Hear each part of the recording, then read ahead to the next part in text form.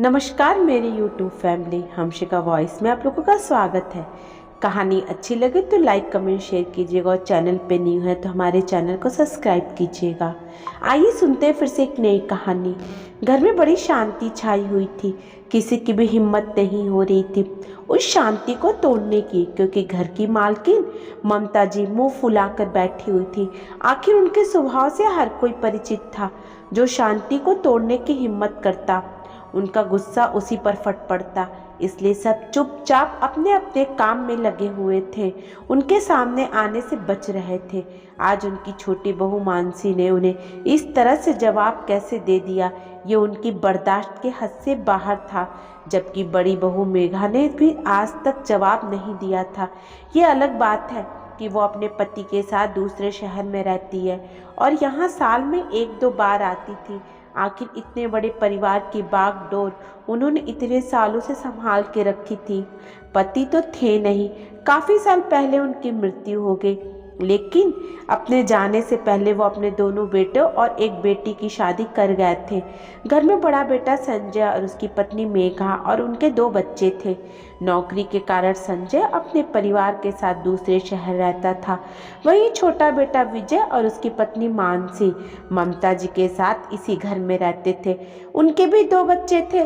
बेटी नैना का ससुराल भी यहीं पास में ही था। आज सभी लोग घर में ही मौजूद थे। नैना अपने पति गौरव के साथ सुबह ही सुबह आ गई थी। बड़े भैया भाभी भी अपने बच्चों के साथ आए हुए थे। दरअसल मेघा और संजय के बेटी का सगाई 2 दिनों बाद ही होना था। लड़के वाले इसी शहर के थे तो सगाई का प्रोग्राम भी यहीं घर से ही होना था। बाकी के रिश्तेदार भी कल से आ जाएंगे। इसी सिलसिले में पूरा परिवार एकत्रित था। सभी बाहर हॉल में बैठ करके डिस्कशन कर रहे थे। वहीं घर के बच्चे प्रोग्राम में क्या पहनना है उसी की रूपरेखा तैयार कर रहे थे, जबकि छोटी बहू मानसी रसोई में नाश्ते की तैयारी में लगी हुई थी। जबकि मेघा और नैना भी बाहर हॉल में बैठकर डिस्कशन कर रही थी। बीच बीच में नैना जरूर जाकर अपनी छोटी भाभी मानसी की मदद कर रही थी। आखिर दोनों का ही रिश्ता ननद भाभी का कम बिल्कुल सहेलियों जैसा था और वो अच्छे से जानती थी कि मानसी की मदद करने के लिए कोई रसोई में आएगा भी नहीं, क्योंकि ममता जी का मानना था कि मानसी घर की छोटी बहू है और छोटी बहू को ज़्यादा जिम्मेदारी निभानी पड़ती है।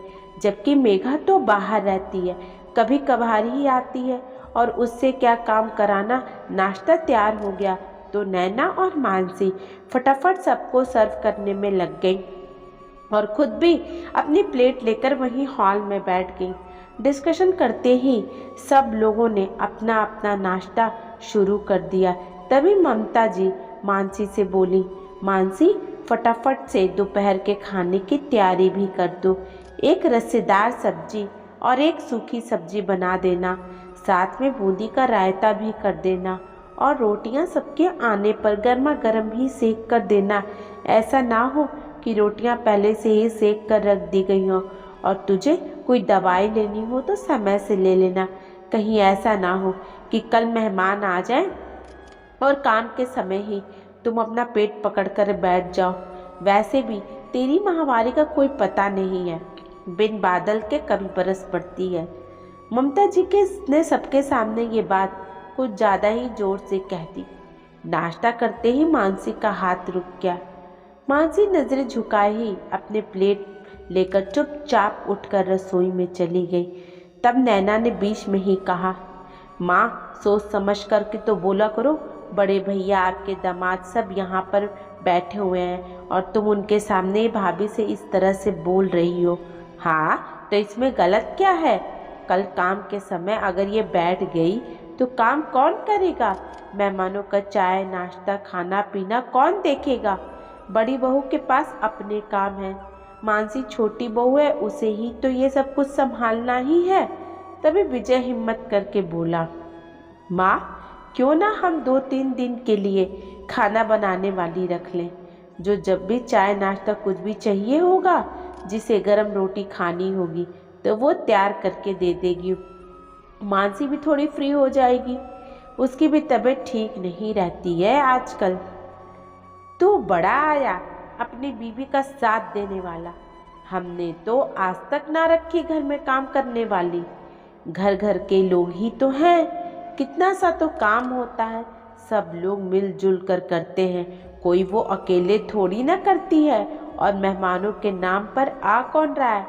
सिर्फ 8-10 लोग ही तो बढ़ेंगे, फिर उनके लिए काम वाली रखने की क्या जरूरत है? पर माँ, भाई क्या गलत कह रहा है? आजकल तो सब रखते हैं ताकि घर की औरतें भी इंजॉय कर सके। और वैसे भी सारा काम छोटी भाभी को ही संभालना पड़ता है, मदद तो कोई नहीं करता है, बस कहने का नाम है कि मदद कर रहे हैं। काम वाली रख लेने में हर्ज क्या है? नैना बीच में ही बोली। तू ज़्यादा बीच में मत बोल, तेरे ससुराल के नियम हमारे यहाँ मत चला। तुम्हारे घर के तौर तरीके अलग हैं और हमारे घर के तौर तरीके अलग हैं। ममता जी ने 2 टूक जवाब देकर नैना को चुप करा दिया। वहीं गौरव ने भी उसे चुप रहने का इशारा कर दिया। खैर, जब सारी रूपरेखा तैयार हो गई तो थोड़ी देर में सब लोग अपने अपने काम पर खाना हो गए। कोई उस दिन के लिए हलवाई बुक कराने गया तो कोई टेंट। ममता जी मेघा और नैना के साथ बाजार लेन देन वाले कपड़े खरीदने चली गईं। उधर बच्चे भी अपनी अपनी तैयारी के लिए खाना हो गए।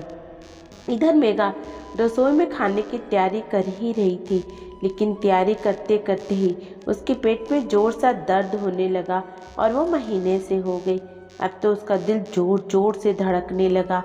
ममता जी को पता चलेगा तो वो सबके सामने ही हंगामा कर देंगी, क्योंकि बोलने से पहले तो वो सोचती भी नहीं है। पर फिर भी हिम्मत कर खाने की तैयारी तो करके रखती और कमरे में आकर थोड़ी देर लेट गई। लेटे लेटे उसे कब नींद आ गई उसे पता ही नहीं चला। जब दरवाजे की डोरबेल बजी तब जाकर उसकी नींद टूटी। उठते ही उसने टाइम देखा तो 4 बज चुके थे। हड़बड़ाकर वो बिस्तर से उठी और दरवाज़ा खोलने के लिए भागी। दरवाज़ा खोला तो सामने ममता जी, मेघा और नैना खड़ी थी।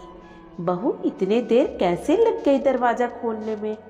सो गई थी क्या? अरे घर में कितना काम है और तू जाकर सो गई? माँ जी, वो मेरे पेट में। कहीं तो माँ मावारी से तो नहीं हो गई? मानसी ने चुपचाप नजरें झुकाए गर्दन करके हाँ कर दिया। ये देखकर ममता जी दरवाजे पर खड़ी खड़ी ही चिल्लाने लगी। तुझे कहा था ना दवाई ले लेना, लेकिन नहीं। अब हो गई ना माहवारी। अरे हम तो फिर भी खा लेते हैं ऐसे में तेरे हाथ का खाना, लेकिन जो रिश्तेदार आ रहे हैं उनके घर में तो 2-3 दिन का नियम है। उन्हें पता चल गया तो वो तेरे हाथ का खाना भी नहीं खाएंगे। अब 3 दिन रहना रसोई के बाहर। घर में खुशी का माहौल था, बर्बाद कर दिया तूने। तुझसे भी किसी की खुशी नहीं देखी जाती है। अरे घर की छोटी बहू काम करती हुई अच्छी लगती है, जिम्मेदारी लेती हुई अच्छी लगती है, और तू कामचोर। ममता जी के मुंह में जो भी आया बोल रही थी। एक तो पेट दर्द, ऊपर से माहवारी की चिढ़, और फिर ममता जी के ये ताने। आखिर मानसी से बर्दाश्त नहीं हुआ और वो बोल पड़ी। माँ जी, मैं कोई जानबूझकर तो माहवारी से हुई नहीं हूँ, फिर क्यों आप बात को पकड़कर खींचे जा रही हो? और मैंने काम करने से कभी इनकार नहीं किया है। जो आप मुझे कामचोर कह रही हो, मैं चाहे कितनी ही परेशान रहती हूँ, पेट पकड़कर बैठ जाती हूँ, लेकिन उसके बावजूद खाना तो मैं ही बना करके खिलाती हूँ आपको। और कौन से शास्त्रों में लिखा है कि छोटी बहू की उम्र नहीं बढ़ती है? मेरी भी उम्र बढ़ रही है और 40 के ऊपर की हो चुकी हूँ। हार्मोन बदल रहे हैं, कभी कभी माहवारी आ जाती है, कितना खून निकल जाता है। 10 दिन तक खून बहता बंद नहीं होता है। पेट दर्द होता है, हाथ पैरों में सूजन आ जाती है, बदन टूटा रहता है। लेकिन आपको तो ये बात समझ में नहीं आती है। आपको तो सिर्फ काम से मतलब है। क्या आप कभी इस दौर से नहीं गुजरी हैं जो आपको मेरी परेशानी नहीं दिखती? कहकर मानसी अपने कमरे में चली गई। तब से ममता जी मुंह फुलाए बैठी थी। नैना और मेघा ने जाकर रसोई में रोटियां सेक कर रख दी, पर ममता जी ने ना तो खाने को छुआ तक ही नहीं। शाम को संजय, गौरव और विजय घर पर आए तो ममता जी का मुंह फूला हुआ देखकर इशारों ही इशारों में नैना से पूछा। नैना ने भी सब कुछ बता दिया। तभी संजय बोला, माँ, हमने खाना बनाने वाली बुक कर ली है, कल से वो आ जाएगी और 3 दिन तक वो यहीं काम करेगी। उसकी बात सुन करके ममता जी गुस्से में उसकी तरफ देखते हुए बोली, मैंने मना किया था ना सुबह, फिर क्यों? तेरे सामने ही तो सारी बात हो रही थी, मेरे सामने ही सारी बातें हो रही थी माँ, तभी मैंने ये निर्णय लिया। मानसी भी इस घर की सदस्य है, अक्सर ही बीमार रहती है, तो उस पर हमें काम का बोझ नहीं डाल सकते हैं। आखिर उसे भी तो एंजॉय करने का पूरा हक है। हाँ, अब तुम भी कर लो मनमानी, मेरी तो कोई सुनने वाला नहीं है। आज मानसी मुझे जवाब दे गई, अब तुम भी बोल लो। माँ, वक्त के साथ बदलने में कोई हर्ज नहीं है।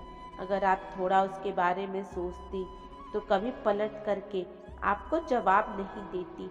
हमसे ज़्यादा आप उसको अच्छे से जानते हो। आखिर संजय की बात सुनकर ममता जी चुप हो गई। आखिर संजय गलत तो नहीं कह रहा था। वक्त के साथ बदलने में क्या हर्ज है?